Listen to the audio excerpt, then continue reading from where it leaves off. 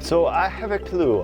Is it possible that subconsciousness does not need any language? So it's kind of way that a kind of beyond is going through it. I don't know. I have no other English words to describe it. Possibly you will help.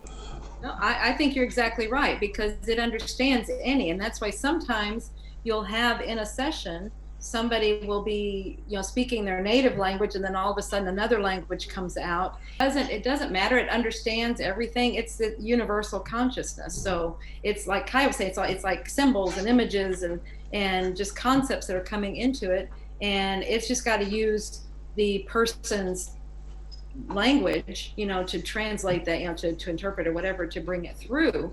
I remember in one session somebody reporting to us that my mother appeared in the session, and they said, and she started speaking Japanese, because these were some Japanese people that were doing it, and she was speaking Japanese. They're like, I didn't know she could speak Japanese. It's like, when you're in that realm, you can, it isn't separated out. Great. What I can say, how many languages did you adopt already? Level 1, we've got it in French, Spanish. Oh my gosh, it's in quite a few. Are we maybe 10 language? Japanese, Chinese, Russian, Hebrew, Italian. Then level 2, now, but since this last year we went online with it, so then otherwise we were going to countries and we were being translated at the time when we would do a live class. But to do the online, now we've got that format. It's really good how we're doing that, and the material is fascinating. It's, oh my gosh, it's so good. And so now, since we've got that solid, now we can translate it, and that's where we're just finishing up with French, and then you are next, Russia. Oh, great. So that's my next question. You make a progression with this interview. When the Russian audience will get in touch with QHHT level 2, what is your plan? Well, now that because we've gone through this first translation, I think it'll be easier to get the next one. So I don't know, do you think 2 months is too soon, Kaya? That's what I would say. I would say in 2 months would be something realistic. So it's a big course. It's not a small course. There's 34 lessons. There's question and answer sessions. There's bonus material. There's teaching on how to develop social media that I teach, and website and presence, and talking to people about QHHT. It's everything you need to know to make a business out of QHHT and make really good money doing something you love. It's not a job. It's something you actually love doing every day. It's not really work when you love it. It's a kind of way of life. Yeah, exactly. And can you compare the real course level 2 and online course? What is the difference in general, possibly? I would say the training is exactly the same. The difference is when you're together in the group, there's students practice on themselves at night. So that is a benefit of the live class. But the online class, there's a really big benefit too, in that you don't have to try and learn the material in one day and then get new material. And then the next day you get new material. And then the next day you get new material. And it's so fast, where the majority of the feedback we get from the online is it's a great way to learn, because you'll never go too fast. You always will be able to go at your own pace. Yeah, another thing that we're being told is as they go through the courses, then they, like you're saying, they can retake and they can keep looking at it, but then they're also going and they'll have a session with some stuff that they just learned, some information they just learned, and they start applying it immediately. Where in a live class, it might be a while. I mean, they're practicing on each other so they can work there, but it's wonderful. They're going out, having their sessions, and seeing results immediately. To me, I feel like it's stronger. These practitioners that are coming out of our online classes are stronger faster than the live classes. It's all the same information, but like Kai said, it's like a marathon and all of this information. So it takes a little while to process it coming out. So I feel like this gives them process time in the online course. I can say that Center Probуждения Awakening in Russia is very proud that he will can announce this QHHT level 2 in Russia, official level 2, and represent level 1 in Russia, and with a kind of successful that people know that they can get a help and online help with forum and with our help. I mean, in Moscow, that is native speaking, the people who already teached and starting practicing. In Russia, I heard several stories that people in a kind of regression session, not by QHHT, connected to the spirit of Dolores Cannon with different kind of stories. Did you know about that, and what do you think about it? Well, I hear a lot of stories of people saying that my mother is coming into their session, and sometimes they will ask for her. Is she there? Does she have a message? Things like that. And actually, I encourage people before a QHHT session, if they're a little nervous or anything, or if they need guidance, feel free to call her in and ask her to help you through it, because she'll give you some tips and everything. I don't have any problem with that. I think it's great that they are, I mean, that's one of the things that she said she wanted to do. When she passed, she said, I can do more on the other side than I can now I'm limited now, so I can do more on the other side. So she's available and she's out there for everyone. Now, that's in general. Now, here's something that happens is some people, I think they're connecting to any information. And it's like, why do you have to put a label on it? Sometimes I don't know that it is my mother. People will send me messages and say, does this sound like her? Sometimes it does, sometimes it doesn't. Mm-hmm. And so call in any of your guides. Call in. That's what I do. Call in my guides to help me to ask the very best questions in the session. Get yourself centered. I'm all for that. But don't get hung up on having to label the information that comes in. It might be the SC. It might be, just higher information that's coming in. It doesn't have to be Dolores. Does that make sense? Yes, it's clear. And I would like to ask Kaya, what is your opinion about these stories and how you define for yourself? Is it true or not, or you deny it and just going on? Yeah, I'm sure that, Dolores obviously was such a powerful figure, and it makes complete sense to me. She was very powerful on Earth. I think she's very powerful wherever else she's gone to. And I think some of her energy is still resonating here on Earth and doing really good things for people and impacting sessions in ways sometimes where it's appropriate.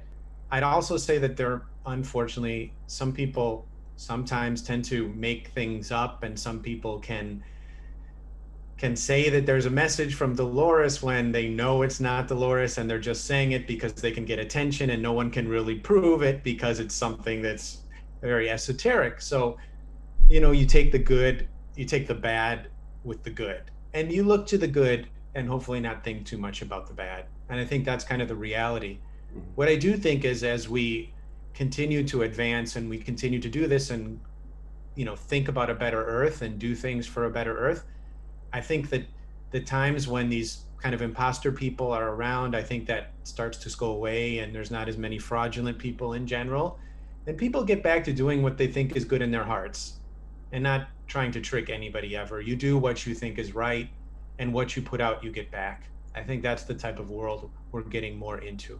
Mm-hmm. Thank you for this answer. I would just like people to use discernment. I mean, if you hear a message, just don't take it at face value. Oh, Dolores, okay. It may not, like I said, just use your discernment. Just because somebody puts a name on it doesn't mean, it's like that might be something else. So, yeah. Yeah, thank you for this comments. That was my question, how to define or checking or double checking. And if we started to talk about Dolores, it's a kind of mystery in Russia how she had passed away. What's going on, what's happened. If it's possible, please tell us. Okay, I'll try to do it without, I think I'm far enough away from it that I can do it without being emotional. If it's still, you think it's things go, but I think she's right here, and that's why I'm feeling her and why everything. But what happened is, what started everything, we had just done this very, like, the largest classes ever, live classes. And so now we were winding down. It was after the class, it was maybe a couple of days after, and she was going to the hair salon, okay, to get her hair done. Right. And as she was walking in, she was walking up some steps, she fell backwards and hit her head on some concrete. So that was the immediate there. Now, she healed herself from that. She had like 3 brain concussions from that. That healed immediately. All right. But then she was kind of going in and out of, in her healing process, she was doing a lot of sleeping. And I had some psychics checking in on her, like, what she's doing. And they said that she was just trying to decide whether to go, whether to stay, things like that. And we would have conversations. It was like, this was very quickly that it happened. It was 3 weeks from the point that she fell to that she died, that she passed. So, and she was going in and out of these states, and we would talk about it, and she would ask me, we would just talk about, what do you think this is all about? Wonder why this happened. And so that's how we would talk about it. And I said, well, they're telling me that you're visiting the council on the other side, trying to decide what to do. And she's like, yeah, that sounds about right. Like, that makes sense. And so, okay. And so then she was just doing that. And then all of a sudden she had an infection that just took her over. And it just happened so fast. Mm-hmm. And so then what we were told at the very end was that, because we didn't really know at that point, it was like everything was shutting down. I took it as she's choosing to leave, and this is her choice. It's all going. The one doctor made a comment, something about sepsis that was contracted in the hospital, which makes perfect sense to me, because she really did not like hospitals. Mm-hmm. So I guess it makes sense that she would create a situation from that event that actually it was sepsis that just took over the body, and everything just shut down. But like I said, it was really just she chose to leave. Mm-hmm. Thanks for these comments. Sorry for disturbing your memory again, but anyway, you are working with death and life every day. I guess it's a kind of way of life, and if we will continue to... It is, but it's different when it's your mother. I'm sorry. No, it's fine. It's just that at the time, because I've had a lot of time to process this too, and kind of go back over pieces and parts, and it was definitely her choice. It was when it happened, when they gave me the announcement that she was going to pass, I remember walking back in her room, and I looked at her and I said, really? This is what you want to do? This is like, we had this partnership, we have this stuff we're doing, and you're going to leave. So, it was her choice, but I see now, what she's doing, so I get it. Some people, when they understand that Dolores passed away about 6 years ago, they just started to imagine why Julia does not make a kind of meet her higher self and asking questions and etc. And did you ever try that, your higher self, asking from higher self Dolores? I had one session, and we did. It was not planned to ask for her, but it was really interesting, because I'm so aware in a session that, if something happens, it's really personal, my conscious mind will really come up to the forefront. And so the question was that, it was like asking for a message, or asking for Dolores to appear. And I was like, and my consciousness just came full force, and it was like, it was too personal. And so we see, that's where it's like, it really wants to know, okay, what's she going to say? It's the same thing we teach in class.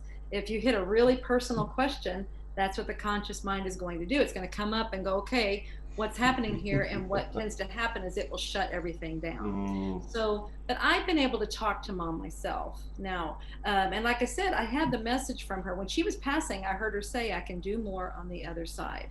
So that, I have that. And then I have all these things she's done since then. I get, I see what she does. She's in every single class we teach.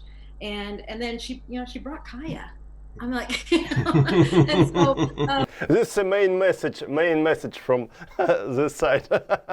Great. it's like she's still, I so many things. I can feel her, like she's in the background pulling strings, she's doing some things there. So I see her presence, and if I need to talk to her, I can call on her at any time. So I don't need to go into a session and do it. I can just talk to her. Good.